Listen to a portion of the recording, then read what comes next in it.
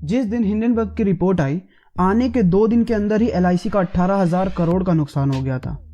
Hey guys, welcome to my channel let's talk Hindi. आज हम बात करने जा रहे हैं हिंडनबर्ग की रिसर्च के बारे में जो उसने अडानी के ऊपर की है।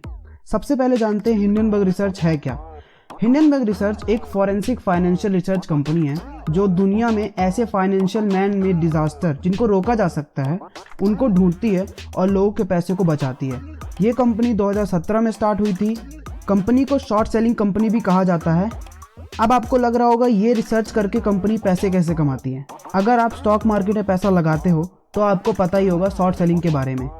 शेयर मार्केट में जब आप शेयर खरीदते हो और शेयर के प्राइस बढ़ते हैं तो आपको प्रॉफिट होता है। पर एक और तरीका होता है जिसमें जब शेयर के प्राइस नीचे जाते हैं तब भी आपको प्रॉफिट होता है, जिसको हम शॉर्ट सेलिंग बोलते हैं।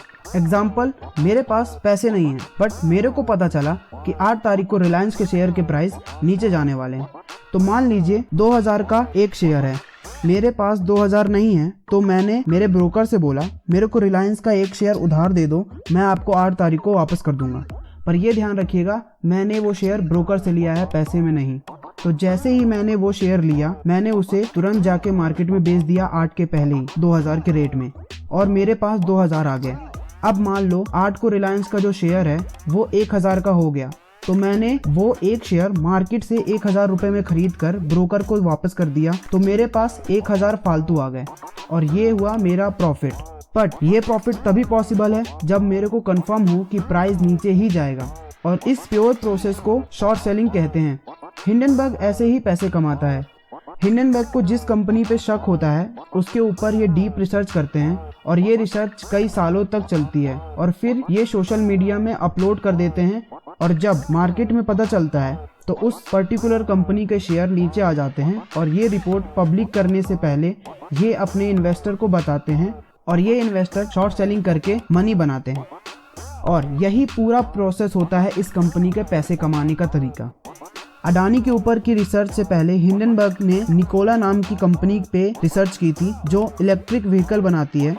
निकोला की मार्केट वैल्यू $34 बिलियन थी। हिंडनबर्ग की रिसर्च के बाद उसकी वैल्यू $1.3 तक बची, और एक यही रीज़न है कि दुनिया भर के लोग जितनी अपनी गवर्नमेंट से नहीं डरते उससे ज़्यादा हिंडनबर्ग से डरते हैं। बट अडानी की रिसर्च पे हिंडनबर्ग ने उनके शेयर पे नहीं, उनके बॉन्ड पे पैसे इन्वेस्ट किए हैं, क्योंकि हिंडनबर्ग के किसी भी इन्वेस्टर के पास इंडिया के शेयर को सेल या बाय करने का लाइसेंस नहीं है।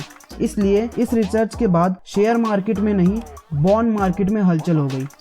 25 जनवरी 2023 को हिंडनबर्ग रिसर्च ने 106 पेज की रिपोर्ट रिलीज की अपनी वेबसाइट पे। उस पे 88 क्वेश्चन पूछे अडानी ग्रुप से। इस ग्रुप के अंदर 720 सिटेशन थी। 720 सिटेशन का मतलब जो भी कहा इन लोगों ने इस रिपोर्ट पे उतनी चीजों के प्रूफ भी दिखाए। इस रिपोर्ट के आते ही जहां अडानी 3rd रिचेस्ट मैन पे थे, अब वो 8th पे आ गए। $65 बिलियन का नुकसान हुआ अडानी ग्रुप को। अडानी पोर्ट, अडानी पावर, सबके शेयर बहुत तेजी से नीचे गिरे और सब में इंडिया का भी 4 लाख करोड़ का नुकसान हुआ।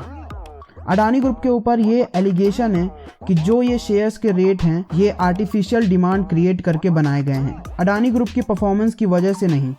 जिस कंपनी के शेयर के दाम ज़्यादा होंगे उसकी कंपनी की वैल्यू उतनी ही ज़्यादा होगी।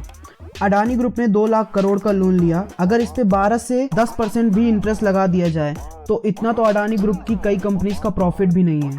ये समझने के लिए हिंडनबर्ग की जो रिपोर्ट आई उसके करंट रेशियो समझते हैं।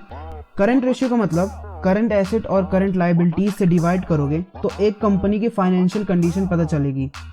अगर ये करंट रेशियो 1 से कम है, मतलब अगर आपने कंपनी से उधार मांग लिया जो आपने दिया था, तो कंपनी की हालत उतनी भी नहीं है कि आपसे एसेट बेच के दे सकें। हिंडनबर्ग रिसर्च के हिसाब से अडानी की 5 कंपनीज का करंट रेशियो 1 से कम है। जिस दिन हिंडनबर्ग की रिपोर्ट आई थी उसके 2 दिन बाद एलआईसी के 18,000 करोड़ का नुकसान हुआ, और ये लोगों का पैसा है। अडानी ग्रुप के गिरने से पूरे इंडिया की इकोनॉमी को इफेक्ट होगा। वो तो अडानी ग्रुप बहुत बड़ी कंपनी है इसलिए हिंडनबर्ग की रिपोर्ट झेल गई, बट यही अगर कोई छोटी कंपनी होती वो कोलैप्स हो जाती। बट ये देखा गया है कि जब भी कोई कंट्री कुछ बड़ा लॉन्च करने वाली होती है बाकी कंट्रीज उसको टारगेट करने लगती हैं। आज की वीडियो के लिए बस इतना ही। मैं मिलूंगा आपसे अगले वीडियो में। तब तक के लिए लाइक, शेयर एंड सब्सक्राइब करें हमारे चैनल को। कमेंट करके बताएं आपको ये वीडियो कैसी लगी। तब तक के लिए थैंक यू, नमस्ते।